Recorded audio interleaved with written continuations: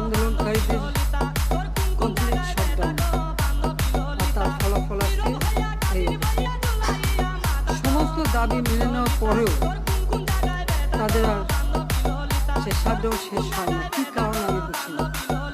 আমরা তো সম্পূর্ণ দাবি মেনে নিয়েছি, একটা মানলে আর একটা, আরেকটা মানলে আরও একটা।